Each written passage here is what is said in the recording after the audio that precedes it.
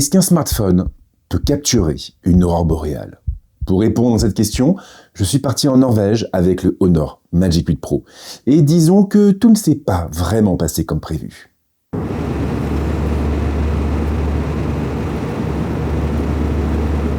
Mais avant d'aller plus loin, une précision importante. Ce voyage a été organisé par Honor. Le téléphone m'a été prêté. Mais cette vidéo n'est pas sponsorisée. Je n'ai pas été payé pour la faire et bien sûr, Honor ne l'a pas regardée avant sa publication. Le seul qui avait son mot à dire ici, finalement, c'était la Norvège. Et la Norvège donc, ma première fois.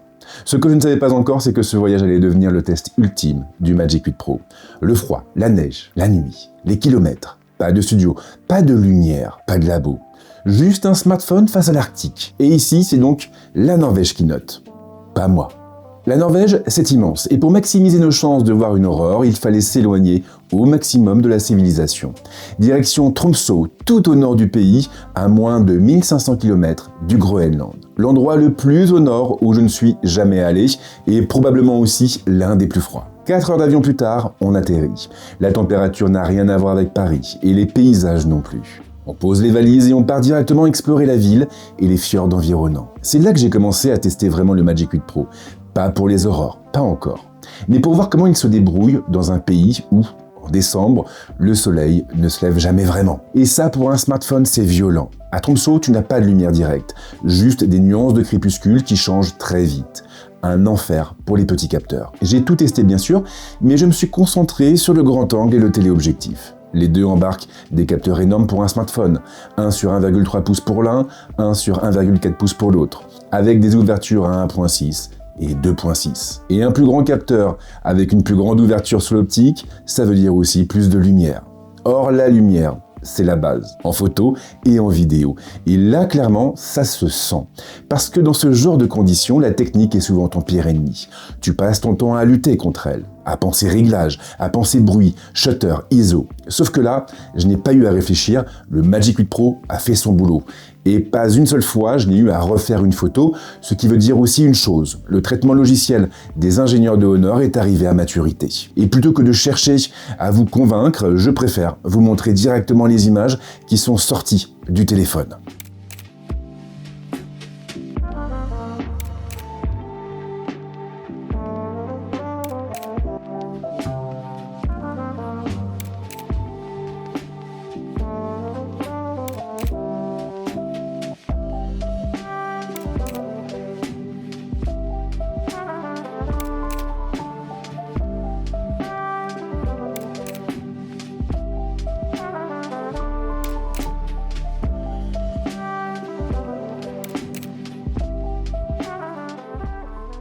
Le deuxième jour était le plus dense. 3 activités étaient prévues. Une randonnée en montagne, une balade de chien de traîneau et la chasse aux aurores boréales. J'ai alors eu envie d'aller plus loin, de pousser le Magic 8 Pro. Comment? En shootant uniquement en RAW et en développant ses photos sur Photomator. Alors je vais pas vous faire un cours magistral, vous n'êtes pas là pour ça. Mais il faut quand même que je vous explique les bases. Quand vous shootez en JPEG, c'est le téléphone qui décide. Il choisit la colorimétrie, la netteté, l'exposition, et il compresse tout ça pour vous donner une image jolie, directement utilisable. C'est pratique, mais ce n'est pas fidèle, et ça ne vous dit rien sur ce que le capteur peut vraiment faire. Pour ça, il faut du RAW. Et un RAW, c'est quoi? C'est un négatif numérique. Pas de compression, pas de traitement, pas de triche. Juste la vérité captée par le capteur. Et là, j'ai pu sortir ces images.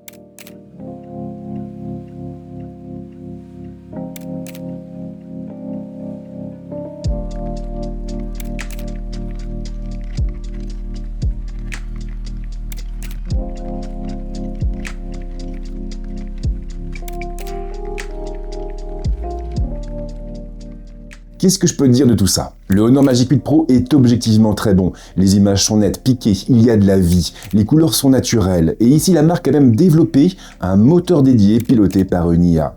Il s'appelle Magic Color et il est capable d'extraire et de restituer 16,77 millions de couleurs avec une extrême précision pour un suivi chromatique sans faille. Et c'est ce qui permet au Magic 8 Pro de ne pas trahir ce que l'œil voit. Quant à la mise au point, elle est à la fois précise et fulgurante. Toutes les focales sont bonnes, bien sûr, mais j'avoue avoir eu une nette préférence pour le zoom. C'est très confortable de pouvoir aller chercher un sujet lointain, et encore plus en montagne quand les déplacements peuvent être très vite compliqués. On peut tester plusieurs compositions, chercher des valeurs de plan différentes. À ce stade, j'avais testé le Magic 8 Pro dans toutes les conditions possibles.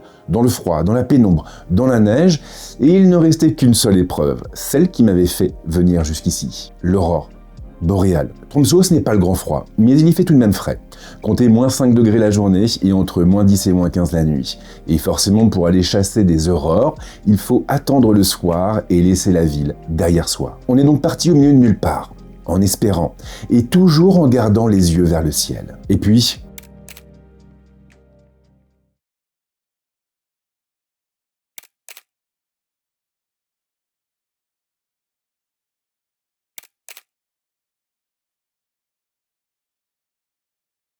après la photo, il fallait raconter ce que je vivais. Pas filmer pour filmer, mais filmer pour garder une trace. Les modes vidéo standards sont solides.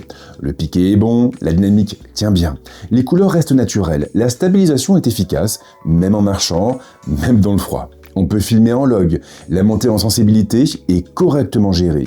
Avec un peu d'étalonnage derrière, on sort des images qui sont très propres. Mais il manque encore quelque chose. Un format vraiment pensé pour la post-production. Un équivalent ProRes, moins compressé, plus permissif. Alors je sais que le ProRes appartient à Apple, mais il est aussi présent ailleurs.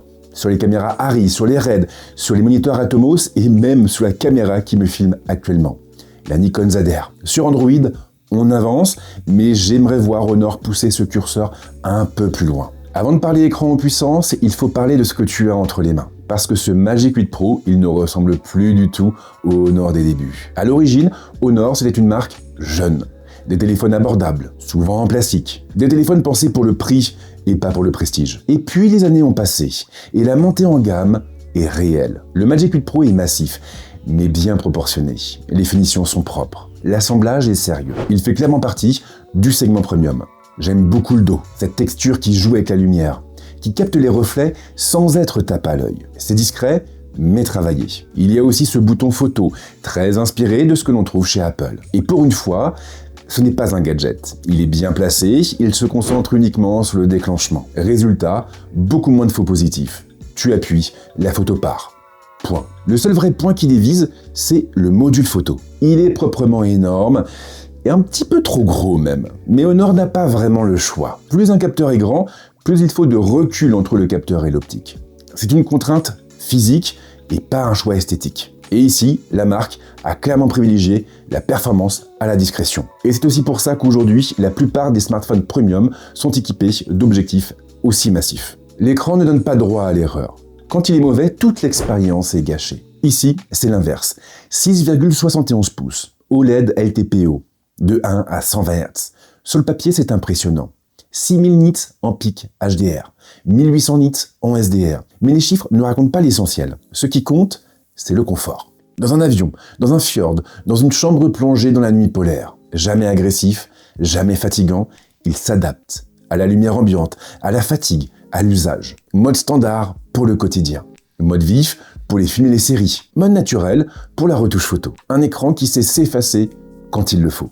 Quand on parle puissance, la question n'est plus vraiment « est-ce que c'est rapide ?» La vraie question c'est « est-ce que ça va tenir dans le temps ?» Le Snapdragon 8 Elite Gen 5 donne une première réponse sur le papier.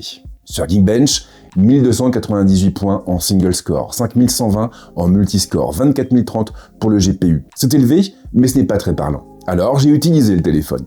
Diablo Immortal, Genshin Impact, des sessions longues, sans compromis sur les réglages. Et puis ensuite, Red Dead Redemption, un jeu qui a mis des consoles de salon à genoux.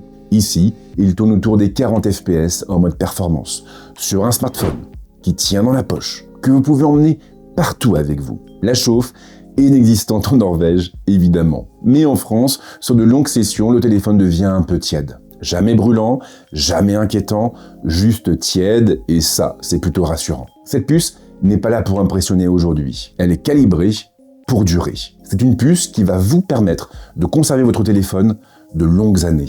Et ça, c'est important.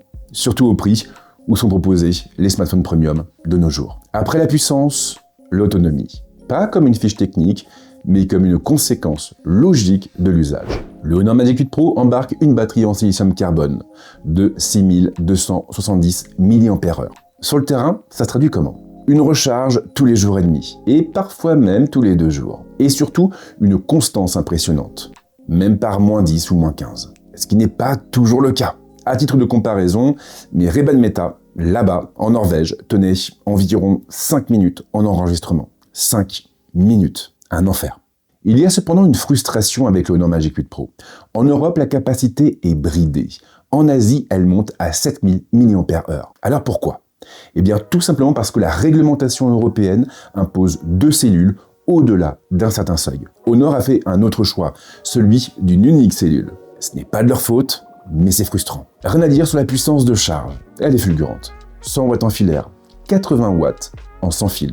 Le Honor Magic 8 Pro ne tient pas seulement longtemps, il se recharge à haute vitesse. Et si vous vous retrouvez à plat, alors c'est vraiment que vous l'avez cherché. macOS n'a pas toujours été ma tasse de thé. Au début, je la trouvais chargée, parfois confuse. Et puis les mises à jour se sont enchaînées. Le Magic 8 Pro tourne sous macOS 10. Et aujourd'hui, ça fonctionne vraiment très bien. Les gestes sont naturels, les animations sont cohérentes. Tapoter avec l'articulation pour une capture. Tirer une app à 3 doigts pour la réduire. Affichage fractionné ou fenêtre volante. Faire le geste inverse pour envoyer du contenu dans l'espace souvenir IA. C'est très intuitif, ça fait disparaître les frictions, on interagit naturellement avec le téléphone. La Magic Tech Bar est toujours là. On prend un élément, on le tire dessus et des raccourcis contextualisés apparaissent. Il y a aussi tout ce qu'on ne voit pas, comme le détecteur de deepfake, qui analyse voix et visio pour prévenir les tentatives d'arnaque. Et par les temps qui courent, c'est plutôt intéressant. Alors bien sûr, tout n'est pas parfait. Le nouveau thème très transparent rappelle un peu trop iOS 26. Alors bien sûr, je comprends l'intention. L'idée, c'est de faciliter le switch depuis l'iPhone. Maintenant, c'est vrai que ça déçoit un peu. Le bon côté de la chose, c'est qu'avec le Honor Magic 8 Pro, vous avez accès à une large variété de thèmes. Des thèmes très différents les uns des autres. Et puis surtout, on est sur Android, et sur Android, on a un système qui est complètement ouvert. Si vous le souhaitez, vous pouvez très bien décider d'installer un lanceur et de donner du même coup un look unique à votre téléphone. Je n'ai pas testé ce téléphone dans des conditions idéales. Je l'ai testé quand il faisait froid, quand il faisait nuit, quand rien n'était simple. Et c'est là que j'ai compris ce qu'il valait vraiment. Honor a grandi, Honor a mûri, et le Magic 8 Pro est l'un des smartphones les plus solides que j'ai pu utiliser jusque-là. Pas parce qu'il m'a emmené en Norvège, mais parce qu'il ne m'a jamais déçu, une seule fois sur place. J'ai pu compter sur lui, sur son écran, sur son processeur, sur son autonomie, et bien sûr, sur ses capteurs. Mais tout cela est à mettre en corrélation avec le prix du téléphone. 1299 €. Alors oui, c'est cher. Et sincèrement, aujourd'hui, tous les smartphones premium sont beaucoup trop chers. Mais il y a une bonne nouvelle. Honor a mis en place une offre de lancement et pour le coup, elle est vraiment intéressante. Elle est valable du 29 janvier au 11 février et elle donne accès à un coupon de réduction de 300 €. Ce qui veut dire que le téléphone tombe du même coup à 999 €. 2 cadeaux sont offerts en plus, une coque de protection et un chargeur 100 watts. Donc, bien sûr, à vous de voir. Mais ce que je peux vous dire, c'est que pour 999 €, vous aurez un très bon téléphone. Prenez soin de vous, prenez soin de votre téléphone. Il le mérite. Ciao.